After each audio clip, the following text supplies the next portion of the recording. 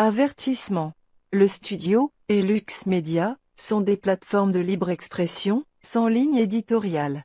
Les propos des animateurs et des invités sont de nature personnelle, et ne peuvent pas être attribués au studio, ou à Lux Media. Bon visionnement. Let me answer the first question first. If Russia invades, that means tanks or troops crossing the border of Ukraine again. Then there will be no longer a Nord Stream 2. We will bring an end to it. How will you do that exactly, since the project and control of the project is within Germany's control? We will, I promise you, we'll be able to do it. OK. Hop. Bonsoir, vous écoutez l'émission Ça passe ou ça casse. Aujourd'hui, Joe Biden a clairement dit que le pipeline Nord Stream, c'est ce qu'il dit au début de l'émission, pour ceux qui ne s'en rappelaient pas. Une journaliste lui a posé la question, comment vous pouvez dire que le gazoduc qui provient de la Russie, qui passe en dessous de la mer de la Baltique, puis qui se rend en Allemagne, comment vous pouvez vous dire que vous allez empêcher ça? En fait, il dit qu'il va empêcher ça, puis il pose, comment vous pouvez dire ça? Et en quelques mots, il dit, regarde, vous allez voir, ça n'existera plus. C'est grosso modo ce qu'il dit. Il s'en est pas caché. Il s'en cache pas. Mais, vous écoutez l'émission Ça passe ou ça casse, je suis Gilbert Thibodeau et on va la regarder d'un autre angle. Moi, je me pose la question, comment se fait-il, et c'est de ça que je vais parler aujourd'hui, comment se fait-il qu'aux États-Unis, au début, rappelez-vous bien, l'ensemble des médias s'entendait pour dire, bon, ça y est, la Russie a fait exploser le Nord Stream 1 et Nord Stream 2 dans le fond de la Baltique à 180 pieds de profond parce que ils voulaient montrer à l'Allemagne et à l'Europe que sans leur pétrole, leur gaz, ils vont avoir du trouble dans l'Union européenne. Je ne sais pas si vous vous en rappelez, là, c'était la nouvelle. Les Russes sont auto-pétés. Ils ont fait sauter leur revenu. Bon, OK. Ça a été comme ça pendant un bout de temps.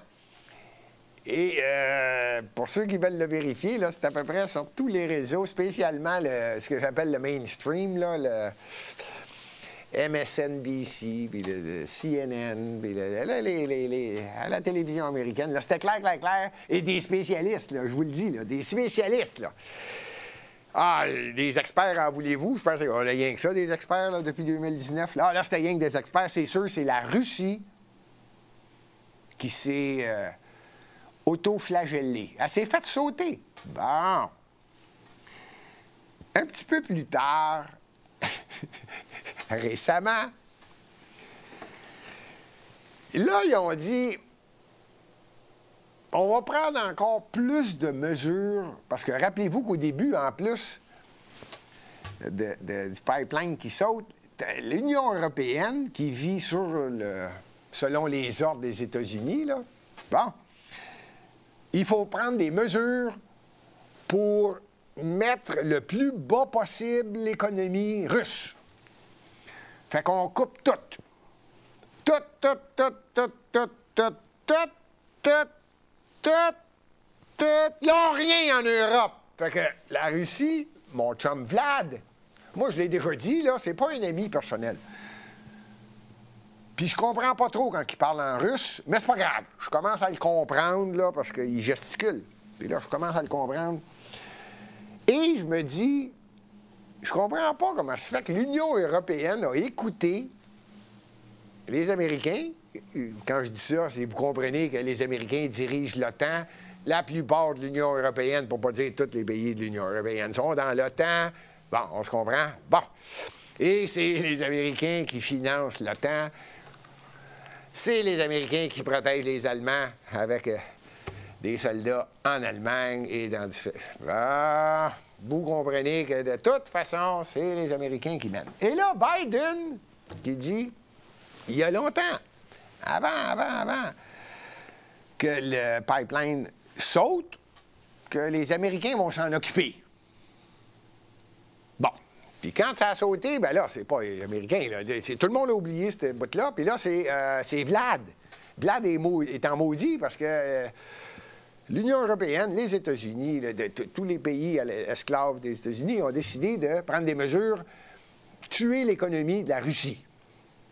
Bon. Premièrement,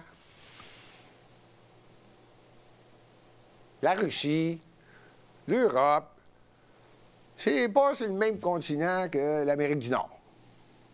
Déjà là, tu te poses la question, tu te dis, voyons, les Américains qui sont à l'autre, des milliers de kilomètres, il n'est pas sur le continent, dirigent le continent, et d'ailleurs, tenez-vous bien, il faut le réaliser, la Russie est sur le continent européen. C'est le même continent, ça, là. C'est les voisins. Les voisins. Quand Poutine a dit, on va passer ça par la Baltique, là, vous allez me dire, il a passé ça dans la mer Baltique, donc c'est pas en même place. Non. C'est pour sauver sur le transport. Il ne voulait plus passer par l'Ukraine, il voulait des guerres. On va y aller direct. Tchou! Il part de la Russie, au lieu de descendre dans le sud, puis faire le tour, puis s'en aller en Europe, là, surtout en Allemagne. Il dit, regarde, on va y aller en ligne droite. Là. Fait qu'elle n'allait pas penser que c'est pas en Europe. Là. La Russie, c'est en Europe. Tout ça pour dire que lui, là, il a dit, OK, vous me faites du trouble, je vends mon pétrole, mon gaz, mon pipeline, tout s'en va là. OK, je vais tout faire sauter, puis moi aussi, je vais vous mettre en pénitence. Ben, il s'avère que un journaliste qui a écrit énormément sur la guerre au Vietnam, au moment où les États-Unis disaient au Vietnam du Sud, le Vietnam du Nord, là, ça s'en vient communiste, là, allez les planter, là, tu sais. Bon, OK. Et ce journaliste-là a écrit sur le Vietnam en décrivant pas mal tout ce qui se passe, puis de façon précise. Le même journaliste vient d'écrire en disant, coudonc, y a-tu quelqu'un qui l'a dit, la vérité? Les Russes, non seulement n'ont pas pensé faire sauter ça, il y a peut-être quelques pays de l'Union européenne, je répète, esclaves des États-Unis, qui ont reçu un coup de téléphone puis dire, bon, la Baltique, là, c'est sur vos côtes. Évidemment, vous avez compris, je parle du Danemark et la Norvège, là. C'est sur les côtes sud de Danemark, Norvège, ceux qui me suivent, OK? On va faire une promenade de tests militaires pour l'OTAN dans la Baltique. Ça, c'est au printemps. Ils vont faire leur test militaire au printemps. Ils s'en vont, tout est beau, c'est sous l'égide de l'OTAN. Qui dirige l'OTAN? Les États-Unis. Mais, s'il avait fallu que les États-Unis annoncent qu'ils y étaient et qu'il y avait des Marines américains, il faut l'annoncer au Congrès américain. Ça, il faut l'annoncer, là. Là, on parle de l'armée américaine. Il faut l'annoncer. Donc, pour éviter ça, c'est l'OTAN. C'est l'OTAN qui a fait des promenades. Comme par magie, un avion de Norvège passe, ça c'est au printemps, avant l'explosion à l'automne. À l'automne, un avion de la Norvège, il y a des bouées qui tombent de l'avion dans la mer de la Baltique, et coïncidence, il y a une explosion. Bon, l'explication serait que lors du printemps, on aurait déposé, et on tombe dans la supposition, mais vous allez voir où je m'en vais, et de plus en plus d'Américains commencent à dire, et voilà, et voilà. Biden l'avait dit. Donc, par les ondes, ce qui était en explosif sous les gazoducs, il y a eu un transfert d'informations par les bouées sur l'eau qui ont dit c'est le temps d'exploser. En septembre, là, venez pas me dire là, que je complote, là. Ceux qui ont de la misère, qui se réveillent, là, Rolande, écoute, ou ben donc, informe-toi, lâche Radio-Canada puis TVA, là. Il va falloir que tu comprennes qu'il y a des télévisions nationales partout. Partout, partout, partout. Partout sur la planète. Il y a d'autres postes de télévision et il y a luxmedia.info et énormément de médias indépendants en France, en Allemagne, au Portugal, hein, nommez-les, là, presque tous les pays, de plus en plus ont de la difficulté avec le réseau de télévision publique. Parce qu'il y a de moins en moins de gens qui écoutent, étant donné qu'il y a un parti pris, il y a une façon d'exprimer, il y a une façon de dire. Et les gens commencent à dire comment ça se fait qu'on n'a pas toute l'information. Donc, de plus en plus, j'ai-tu parlé de luxmedia.info? En tout cas, si je n'ai pas parlé, j'en parle. Et il y en a d'autres, indépendants, qui tentent de donner de plus en plus d'informations accessibles partout sur la planète. Donc, je reviens avec les explosifs qui ont tombé et qui étaient télécommandés pour sauter à un moment donné précis lorsqu'ils recevaient l'ordre. Je continue. Ce fameux journaliste-là, américain, n'est pas étonné que de plus en plus, là, ça devient public dans les grands réseaux de télévision, autant canadiens qu'américains. Coïncidence? C'est possible. C'est possible que ce ne soit pas Vladimir Poutine qui ait fait sauter ces pipelines. Et ça se peut-tu? Un an et demi plus tard, ça vient d'arriver, là, l'automne passé, là, que ça a sauté. Tout le monde s'en rappelle, j'espère, là. Ça a sauté l'automne passé. Mais il y a eu un entraînement au printemps de la même année passée de l'OTAN en mer Baltique. Toute une coïncidence. Tout ça pour dire que ça se peut-tu qu'aujourd'hui, les médias traditionnels, subventionnés, commencent à dire « ouais. Riez pas, là. La phrase n'est pas « les Américains ont fait ça ». Mais non. Ce sont des gens pro-ukrainiens. Paraît bien dans la phrase, hein? Pas des Américains. Non. C'est... Les deux gazoducs ont sauté et ceux qui ont fait sauter ça, c'est des pro-ukrainiens. Hey, ça ouvre la porte large en maudit, hein? C'est comme si, sans dire qui a fait sauter le gazoduc, c'est comme si le gars qui a fait sauter le gazoduc dit « OK, faut pas que je nie que c'est moi, mais il faut que je mette ça tellement large que les journalistes vont dire « Ah, l'Ukraine, Zelensky, il était équipé puis il avait prévu faire sauter le pipeline parce que Poutine l'a envahi. » Ça peut être ça. Pro-ukrainien.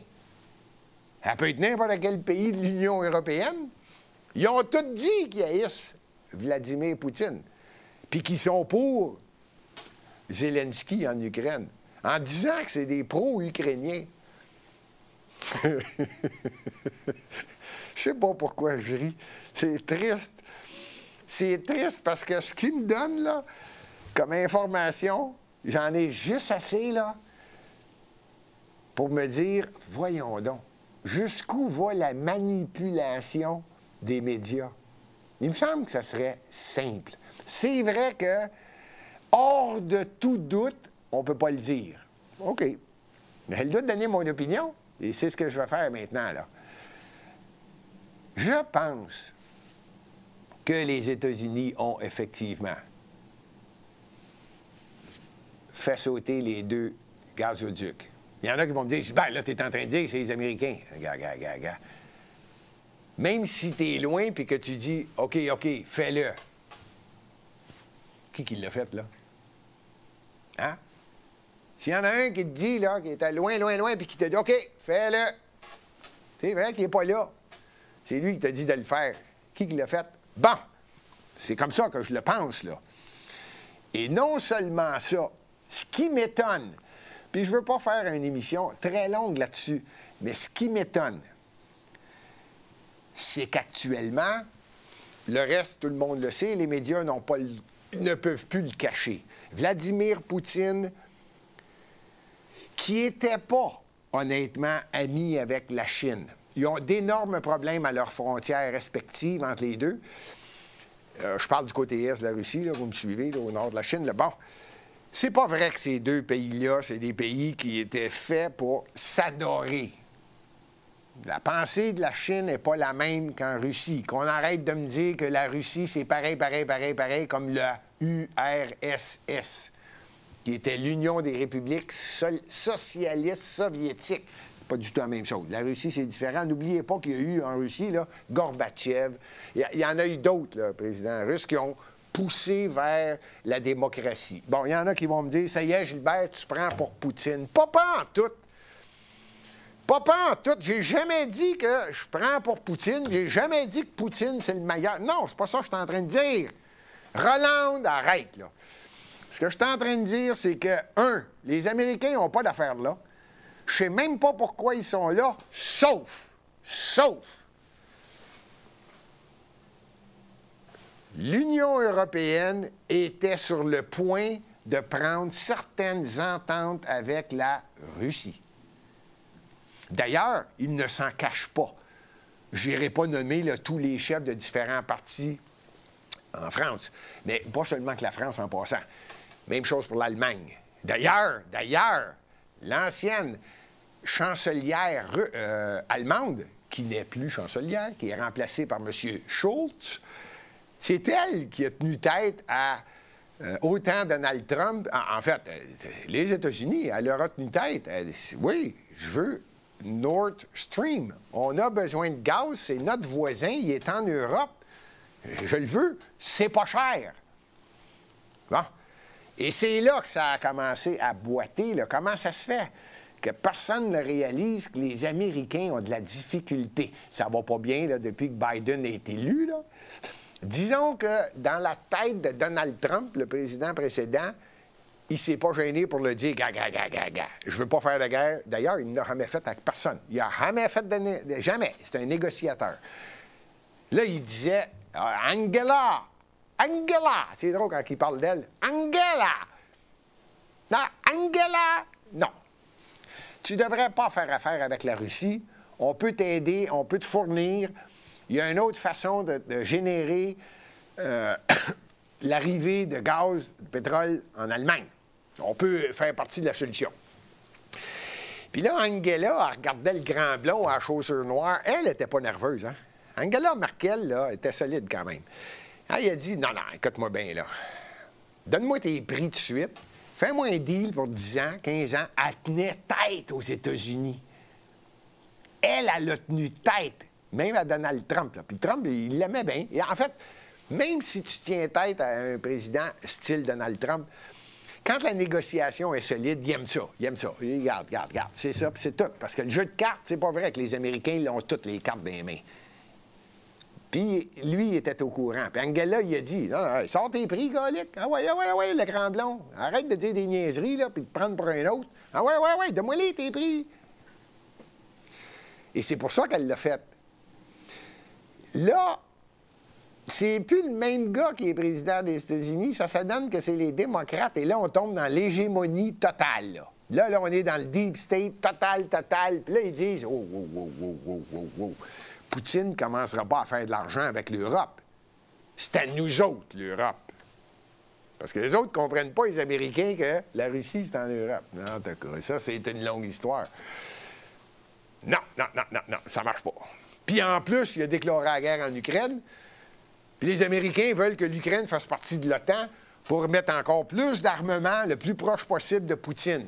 Les Américains, ils haïssent la Russie. Je comprends. Je me mets à la place des Américains. Tu as le droit de l'haïr, mais je n'irai pas si loin que ça. Tu as le droit de dire, maudit qu'ils sont fatigants. Je comprends. La Russie, là, si j'inclus même l'Ukraine, l'Est de l'Ukraine, là, tout le monde comprend que c'est tous des russophones, là. Les autres, ils aiment la Russie, puis ils se sont fait bombarder par l'Ukraine, élus par les Américains qui ont placé leur homme. Mais ça, c'est une autre histoire. Tout ça pour vous dire que c'est riche comme terre. Ah! Il y a de la richesse naturelle, c'est incroyable. Incroyable. À partir du blé, nommez-les, toutes les céréales, nommez-les. Il y a des richesses et la Russie n'a jamais arrêté de s'industrialiser. Ce que l'Union européenne n'a pas fait. Avez-vous ce qu'elle a fait, elle? Elle a fait comme les États-Unis. Bizarre, hein? L'Union européenne a fait la même chose que les États-Unis. Ils ont dit, oh boy, ça coûte cher, ça coûte cher, ça coûte cher. On va arrêter de le faire, on va tout envoyer en Chine. C'est ça que tout le monde doit comprendre, que les Américains ne voudront jamais dire. Non seulement, tiens, ça y est, je pense que là, les Américains m'appellent. OK, fini. Et ce que les Américains ne veulent pas accepter, c'est, ouais, c'est vrai. Il n'y a plus rien aux États-Unis. Il n'y a plus d'usines. On a arrêté de faire de l'industrialisation. L'Europe, faites-vous-en pas, c'est réglé. Hey, même en France. La France avait tellement de connaissances dans le nucléaire. Non, plus pas en tout. Pas en tout. Là, ils se plaignent. Il n'y a pas d'électricité. Ils ont fait des menaces. Ça se peut qu'on coupe l'électricité en France, là, à différentes places. Là. On manque d'électricité. La France était les leaders mondiaux en centrale nucléaire. Il n'y a plus. Fini. L'Allemagne, c'est moins pire. Ça a été plus long. Angela avait la tête dure, elle. Mais même l'Allemagne a diminué.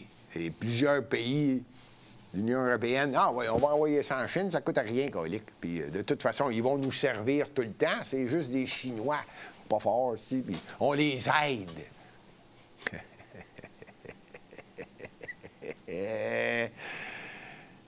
Là, je ne veux pas faire de jeu de mots, mais Xi Jinping, il doit rire jaune, là. Ils l'ont insulté en disant « Ah, c'est juste la Chine, il faut les aider, ça coûte pas cher, la petite main-d'œuvre, puis nous autres, ça ne nous coûte plus rien en industrialisation, puis on va tout faire faire. » Et y a-t-il quelqu'un qui n'est pas capable de regarder en avant, là? La puissance mondiale actuellement, c'est la Chine. On va arrêter de penser que c'est les États-Unis. J'aime bien les États-Unis, j'aime bien Donald Trump, Biden, DeSantis, nommez-les, je les aime toutes. Moi, je les aime toutes. Bon, parfait. Les médias, surtout les Américains. Les Américains, allez jamais leur dire que la Chine est plus puissante qu'eux autres. Et tabarouette. C'est là que je dis erreur. Erreur pour l'Europe, mauvais deal. Je termine en vous disant, rappelez-vous que tout le monde dit qu'il y a un grand changement qui s'en vient. Ouais, c'est pas celui que vous pensez. Tu sais, il y en a qui me parlent de Klaus Schwab, puis il y en a qui me parlent de... Tu sais, là, c'est, grand changement, puis là, c'est tous des woke, puis ils veulent tout. Faites-vous-en pas. Faites-vous-en pas. Ça marchera pas. Puis c'est pas parce que moi, je décide ça, puis c'est pas parce que... tous les médias là, indépendants disent que là, c'est le grand changement. Là. Non. La Chine va s'en occuper. La Russie va s'en occuper. Quelques gouverneurs des États-Unis, dont la Floride, le Dakota du Sud, il y a des différents États américains qui se sont réveillés et qui le savent. Là. Faites-vous-en pas.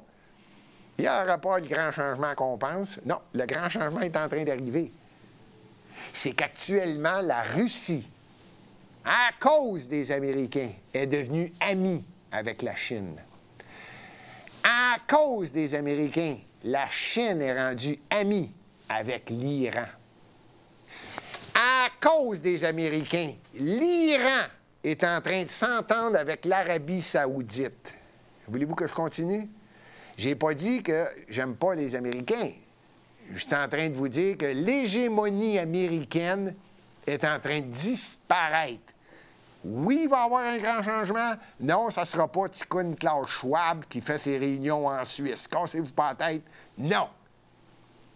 Ce qui est en train d'arriver, c'est que le fameux 100 ans, ou le fameux 200, ou le 150, que ce soit l'époque des Mongols, l'époque des Espagnols, prenez l'époque que vous voulez. La puissance, à un moment donné, tombe et est remplacée. Et ce qui s'en vient, tant mieux. Avant d'arriver à la mondialisation, il va falloir arriver à une entente entre divers pays qui ne s'entendent pas. La Chine ne réussira pas. La Chine est en train de dire, OK, je ne réussirai pas, mais je suis capable de prendre beaucoup de puissance. C'est ce qu'ils sont en train de faire. Par contre, la Chine sait très bien que l'Iran ne se laissera pas faire. La Chine sait très bien que la Russie ne se laissera pas faire. La Chine sait très bien que l'Arabie saoudite ne se laissera pas faire. Le Canada, c'est déjà réglé. Je n'ai pas besoin de vous le dire. Le Canada, évidemment, on a un premier ministre qui a dit qu'il adore la Chine et de la façon que ça fonctionne. Ça, c'est réglé, oui. Pour ceux qui ont peur du changement, faites-vous-en pas. On était presque capitaliste, on est passé au socialiste. Le Canada est communiste. Le contrôle, c'est déjà fait, c'est total. Les Américains, à notre sud, sont en train de perdre un peu de pouvoir, mais je pense qu'ils vont se battre. Vous venez de comprendre ce que je dis, là. Quand je dis se battre, pas une guerre. Ça va dépendre du président, là. Donc, les États-Unis, là, ils vont se... Là, on n'est plus numéro 1. Tous les pays d'Europe vont dire, c'est vrai que ça nous prend une identité. La Chine n'a pas le contrôle sur la Russie. La Russie est puissante. La Russie est en train de s'entendre en tant que fournisseur. Tenez-vous bien, là, la Russie va signer avec l'Afghanistan. La Russie est en train de signer, là, en Asie, c'est incroyable. Elle va en faire des pipelines. Elle n'a pas besoin des États-Unis. Les États-Unis viennent de le réaliser. La Russie, en 2023, va faire une augmentation de ses chiffres d'affaires pour 2020. Puis là, on était supposé, quand je dis on, tous les pays esclaves des États-Unis devaient tuer l'économie de la Russie. Elle va se relever plus vite du virus chinois que la plupart des autres pays occidentaux. Pourquoi j'ai dit qu'ils ne s'entendaient pas nécessairement avec la Chine? La Russie n'est pas contente non plus de cette histoire-là de virus chinois. Donc, on va conserver, grâce au changement, le grand changement, il était temps que ça arrive, parce que si ça avait été continué de la même façon avec les Américains qui financent le sommet de Davos, avec Klaus Schwab, là, je dirais, ça va pas bien. Mais faites-vous-en pas, ils sont en train de tout perdre. Tout. Et c'est en train de changer de côté. Ça me fait de la peine parce qu'on c'était bien si on avait été capable de comprendre c'est quoi le phénomène de la puissance de la différence. Je suis un grand défenseur, moi, de la puissance de la différence. C'est de valeur qu'on aurait dû laisser ça là. Tout ça pour vous dire que j'en aurais-tu fait une émission, moi, d'une heure? S'il y en a qui ont des questions, ça me fait plaisir. Vous pouvez écrire des commentaires. Vous avez le droit de mettre le pouce en l'air. Vous avez le droit de vous abonner, ça ne coûte rien. Vous avez le droit aussi d'écouter les émissions à luxmedia.info. Il y en a des bonnes émissions. Il y a d'autres animateurs qui touchent à différents sujets. Si ça vous intéresse, oui, je vais en faire d'autres. Je suis en train de préparer différentes cartes de différents continents, de différents endroits sur la planète, là, pour voir comment ça se fait que... Je vous dis ça. Comment ça se fait que je suis en train de vous dire que les États-Unis sont en train de perdre... L'Amérique du Nord est en train de perdre la puissance. Il va y avoir un grand changement. Je répète, et je suis tellement content de le dire. Ça ne sera pas Klaus Schwab avec son sommet. Cette gang-là, que j'appelle les woke planétaires, là, ceux qui pensaient là, qu'ils vont prendre l'ensemble du contrôle.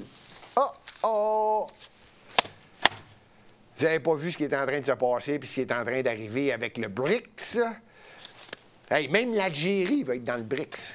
Tenez-vous bien. Même le Mexique. Ça, c'est-tu comme au sud des États-Unis? Ils commencent à en avoir le voyage, puis ils commencent à parler, négocier. Qu'est-ce que c'est quoi déjà le BRICS? Je vous le dis, moi, il va y avoir un grand changement. Pas le phénomène de la mondialisation. Peut-être, mais pas tout de suite. On va passer par l'individualisme et la puissance, le patriotisme de chacun des pays, la différence, les ententes, la négociation. Et c'est très bien comme ça. Salut!